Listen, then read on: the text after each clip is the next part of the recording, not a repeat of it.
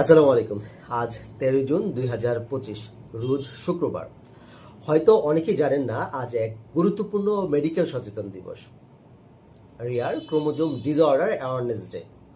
আমাদের শরীরে যে ক্রোমোজোম থাকে তাতে লেখা থাকে আমাদের শরীরের গঠন, আচরণ, এমনকি অনেক অসুখের ইতিহাস।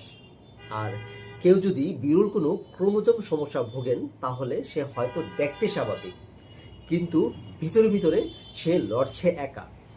আর আজ ওয়ার ব্লু ফ্রাইডে, যেটা পুরুষদের স্বাস্থ্য সচেতন সপ্তাহের একটা অংশ। পুরুষেরা অনেক সময় মুখে কিছু বলে না, কিন্তু ভিতরে ভিতরে দুশ্চিন্তা, বিষণ্ণতা, উচ্চ রক্তচাপ, ডায়াবেটিস বা অন্য সমস্যায় ভুগছেন।